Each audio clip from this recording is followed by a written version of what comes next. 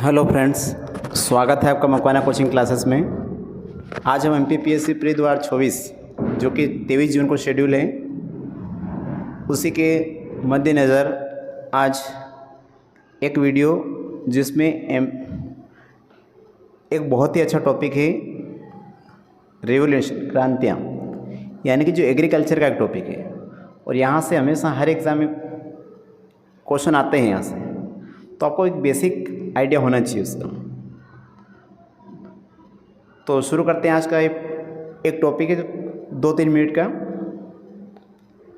तो यहाँ पर लिखा हुआ कि हरित क्रांति का संबंध किससे संबंधित है?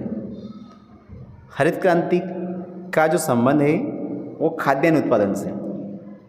खाद्यान्न उत्पादन अर्थात कि गेहूँ हो गई, जौ हो गई, इस तरह के जो भी खाद्यान्न वस्तुएं उनके उत्पादन से संबंधित है। और अगर हम हरित क्रांति की शुरुआत की बात करें तो विश्व में अगर हम देखें तो मैक्सिको के एक व्यक्ति थे, नार्मन बोरलाउ। उन्होंने सबसे पहले गेहूं की फसल, मतलब गेहूं का द्विसंकरण करा था, और वहीं से गेहूं की उपज बढ़ गई थी, जो उत्पादकता दर थी। तो इसलिए विश्व में नार्मन बोरलाग को हरित क्रांति का जनक कहते हैं।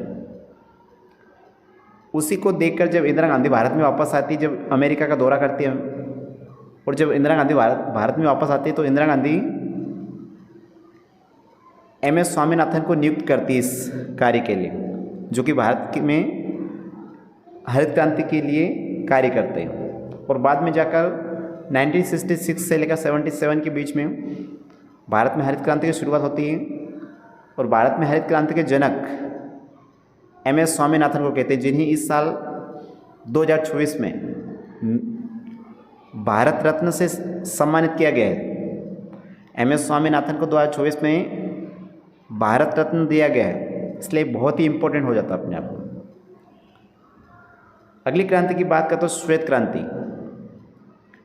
श्वेत क्रांति का जो संबंध है वो दूध उत्पादन से संबंधित है, यानी कि श्वेत क्रांति का जो संबंध है वो दूध उत्पादन से संबंधित है। और श्वेत क्रांति का जनक डॉक्टर वर्गीस कुरियन को कहा जाता है, डॉक्टर वर्गीस कुरियन। अगली क्रांति की अगर हम बात करेंगे तो अगली जो क्रांति है वो है नीली क्रांति। और नीली क्रांति का जो संबंध है वो मत्स्य उत्पादन, मछली पालन से, मछली का उत्पादन करने से संबंधित जो क्रांति वो है नीली क्रांति, है ना। मछली हमेशा पानी के अंदर रहती है, तो इसलिए नीली होती है, समझ लो, याद करने के लिए।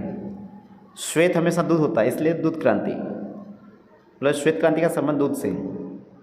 भूरी क्रांति की बात करें तो भूरी क्रांति का जो संबंध है वो खास करके कोको उत्पादन।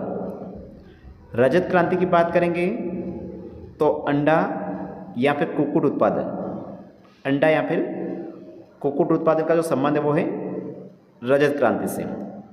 पीली क्रांति से अगर हम बात करेंगे तो पीला होता है तेल, इसलिए तिलहन क्रांति, मतलब तिलहन से संबंधित। पीली क्रांति का जो संबंध है वो तिलहन उत्पादन से संबंधित। लाल क्रांति का जो संबंध है वो टमाटर या फिर मांस उत्पादन, टमाटर या मांस का जो संबंध है वो है लाल क्रांति से। झींगा मछली उत्पादन, प्याज का उत्पादन, औषधि का उत्पादन, इन सब का संबंध गुलाबी क्रांति से, हॉर्टिकल्चर में आएगा गुलाबी क्रांति। मसाला उत्पादन का संबंध आपको मिलेगा बादामी क्रांति से। सुनहरी क्रांति का संबंध आपको मिलेगा फल उत्पादन, शहद उत्पादन। आलू उत्पादन, आलू गोल होते हैं तो इसलिए गोल क्रांति। और सदाबहार क्रांति के अंतर्गत आपको जैविक खेती को प्रोत्साहन और किसानों को फसल का उचित मूल्य दिलाने और उत्पादन बढ़ने से संबंधित है सदाबहार क्रांति। रजत रेशा क्रांति का संबंध कपास उत्पादन से है। सुनहरा रेशा क्रांति का संबंध जूट उत्पादन से है। सेफ्रॉन क्रांति का संबंध केसर उत्पादन से। ग्रे या स्लेटी, इसका संबंध है उर्वरक से। अगर हम बात करें हरित सोना क्रांति, तो हरित सोना क्रांति का संबंध है बांस के उत्पादन से। और मुख क्रांति का संबंध है मोटे अनाजों के उत्पादन से। मोटे अनाज में आता है मक्का वगैरह, परामनी क्रांति का संबंध है भिंडी के उत्पादन, और इंद्रधनुष क्रांति का संबंध है सभी क्षेत्रों की उत्पादन में वृद्धि करने से, सभी क्षेत्रों के उत्पादन में वृद्धि करने से। ये है इंद्रधनुष क्रांति जिसमें 7 कलर होते हैं। इसलिए तो आप सभी का बहुत बहुत धन्यवाद इस वीडियो को पूरा देखने के लिए। धन्यवाद।